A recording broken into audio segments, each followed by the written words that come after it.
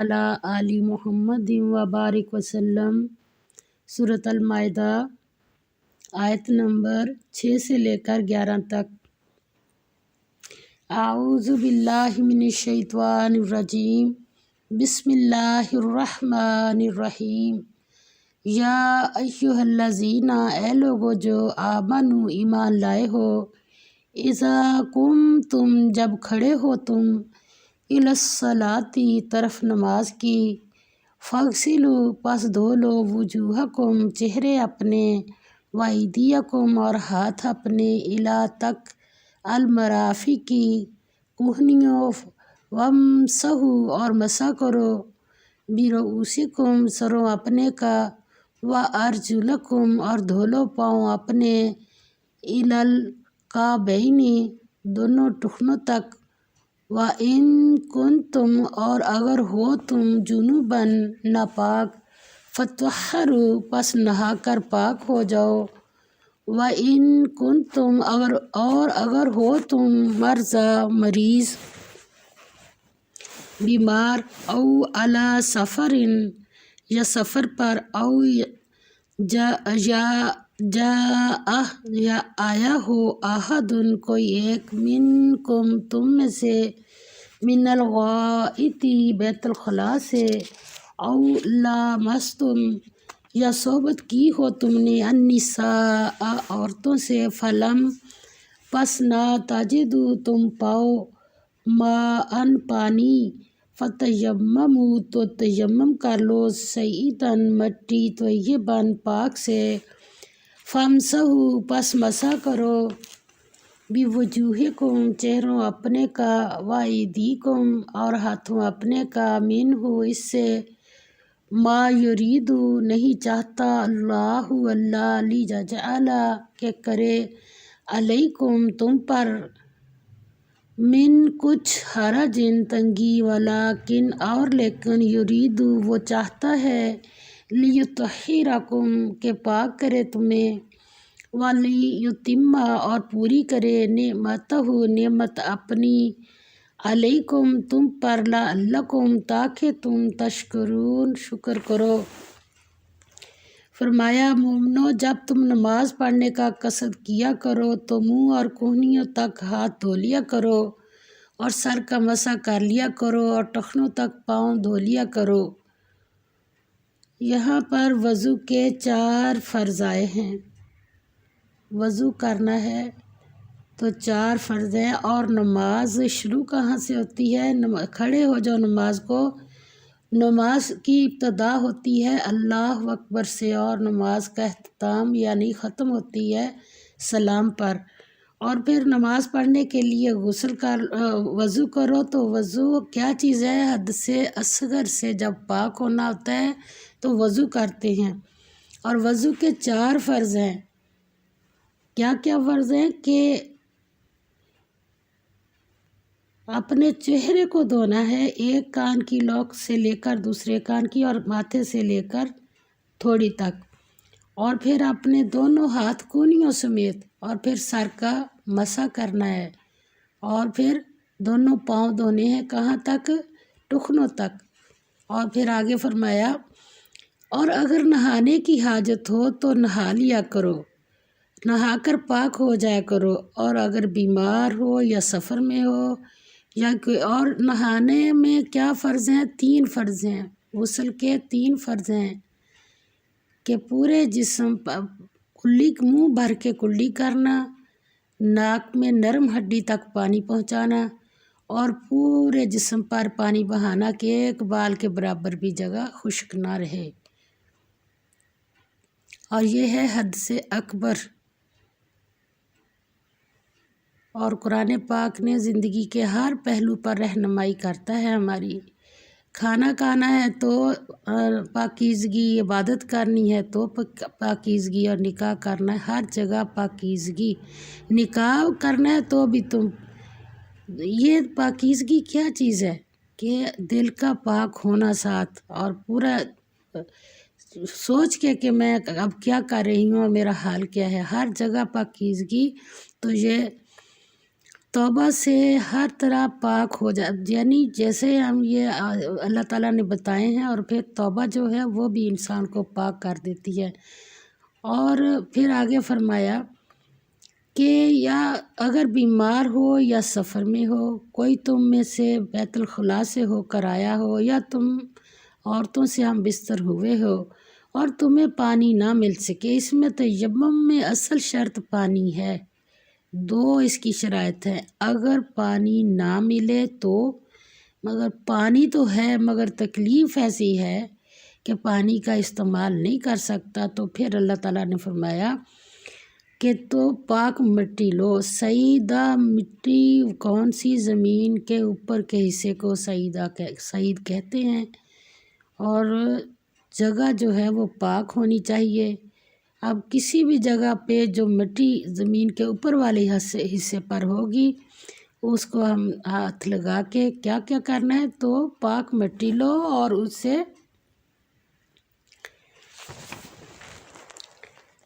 منہ اور ہاتھوں کا مسح یعنی تیمم کر لو۔ اس میں کونیوں سمیت نہیں، مسح پانی کی جگہ مٹی سے ہاتھ اور چہرہ۔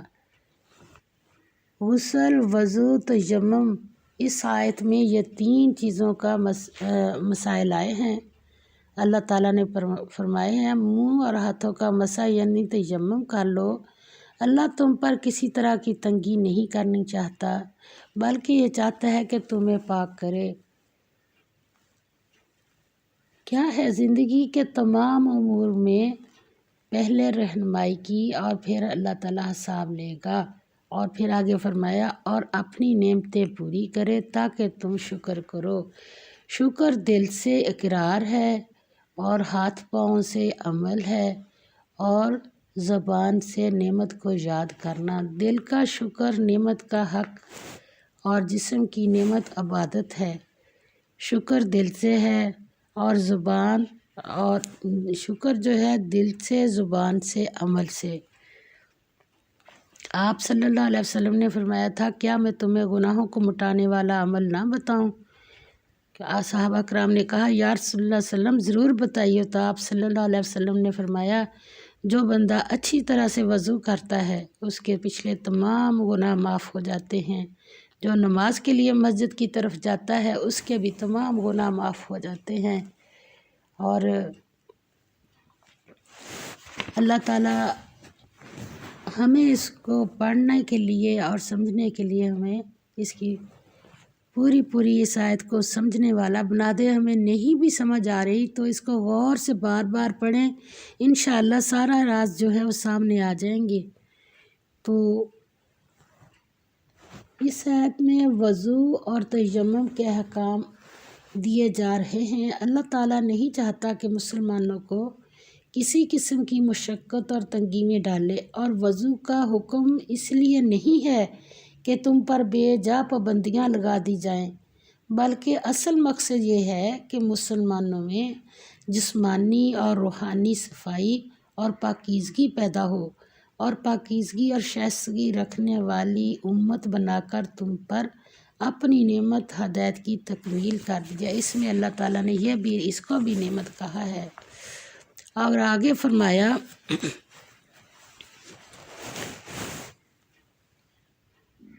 وَاذْكُرُوا، اور یاد کرو نعمت اللہ، احسان اللہ کا، علیکم اپنے اوپر، وَمِیثَاقَهُ، اور عہد اس کا، الذی وہ جو، وَاثَقَکُم اس نے عہد لیا تم سے، بہ جس کا، اذ قلتم جب کہا تم نے، سمعنا سنا ہم نے، وَاطَعْنَا اور قبول کیا ہم نے، وَاتَّقُوا اللَّهَ اور ڈرو اللہ سے، ان اللہ بے شک اللہ، علیم واقف ہے، بذات الصدور بات سے دلوں کی۔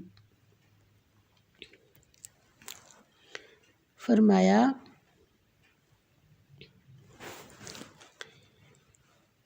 اور اللہ نے جو تم پر احسان کیے ہیں ان کو یاد کرو، اور اس عہد کو بھی جس کا تم سے قول لیا تھا، یعنی جب تم نے کہا کہ ہم نے اللہ کا حکم سن لیا اور قبول کیا، عہد الست، اور اللہ سے ڈرتے رہو، کچھ شک نہیں کہ اللہ کون ہے، اللہ دلوں کی باتوں سے واقف ہے۔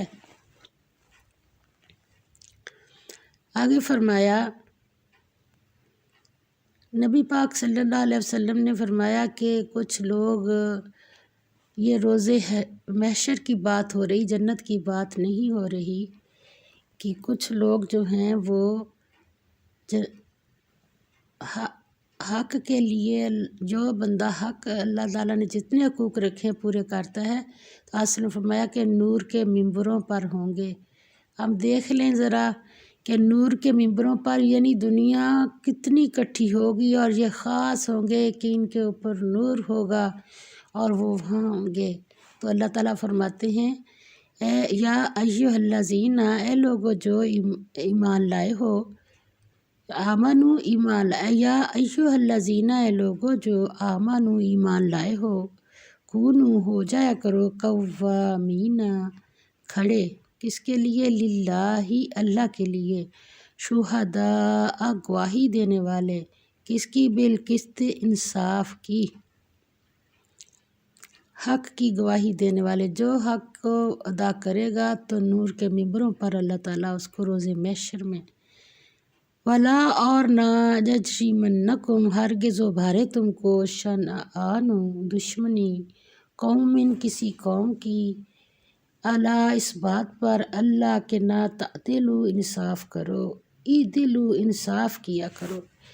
شیطان کا حربہ ہے کہ نچاکی پیدا کرا دے، اور جب بندے کے اندر کسی کے ساتھ لڑاتا ہے شیطان، تو پھر نہ اس کی نماز صحیح رہتی، نہ اس میں اللہ کی یاد ہوتی ہے، اور پھر جب نچاکی پیدا ہوتی ہے تو پھر پارٹیاں بنتی ہیں، پھر کتنے اس کے ساتھ جو انسان، اور اعدلوا انصاف کیا کرو، حق ادا کیا کرو، تو سب سے بڑا حق جو ہے وہ ماں باپ کا بھی ہے۔ اب یہ نہیں کہ مرنے کے بعد تو سارے بڑا حق جتاتے ہیں، جب زندہ ہوں تو اس وقت ان کا حق ادا کرو۔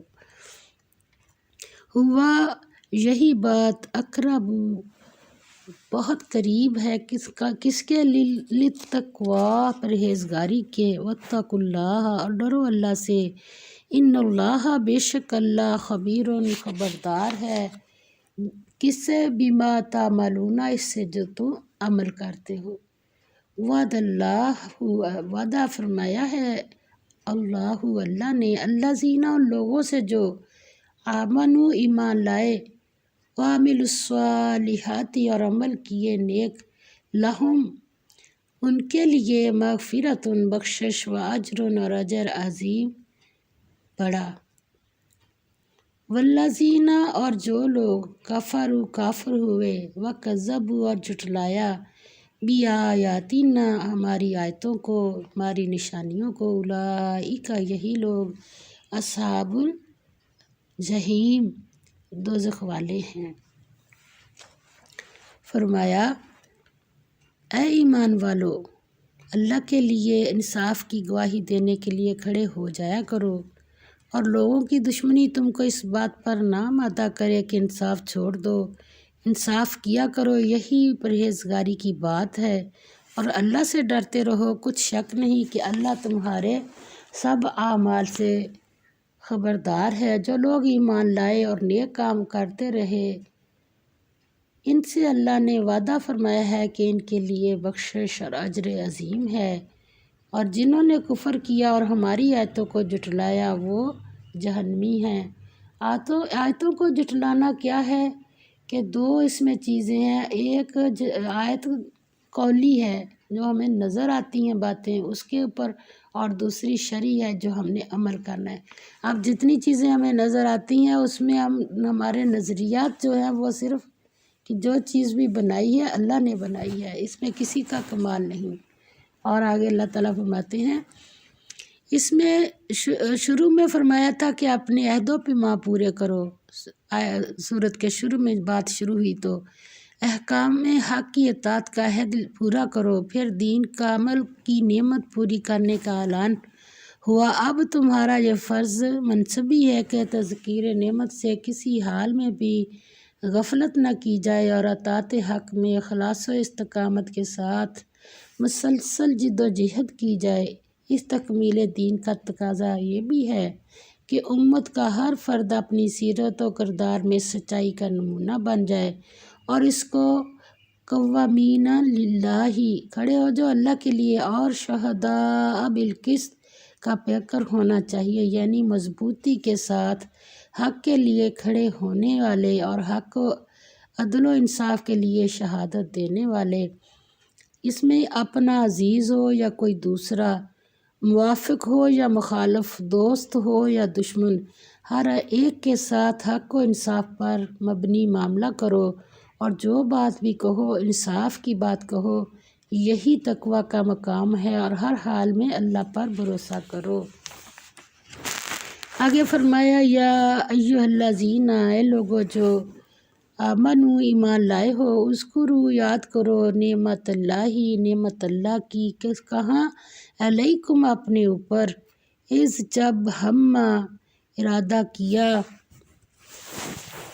قومن ایک جماعت نے، ان یہ کہ یبسطوا بڑھائیں، الیکم تمہاری طرف، ایدیہم ہاتھ اپنے، فکفا پس روک دیے، ایدیہم ہاتھ ان کے، یعنی یہ بھی نعمت ہے کہ مصیبت سے بچنے کو بھی نعمت کہتے ہیں۔ اللہ تعالیٰ نے یہاں ہمیں جہاں جو مسلمانوں کو مصیبت کے وقت بچایا تو اس کو بھی نعمت کا نام دیا ہے۔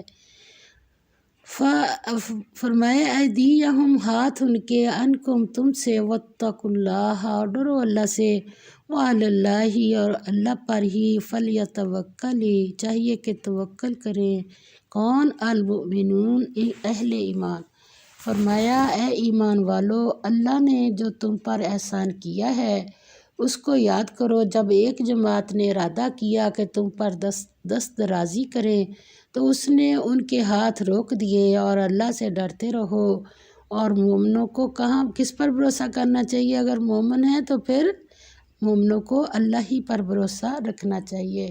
اللہ تعالیٰ ہمیں صحیح پڑھ کر صحیح عمل کی توفیق عطا فرما دے۔ وآخر دعوانا الحمد للہ رب العالمین، آمین یا رب العالمین۔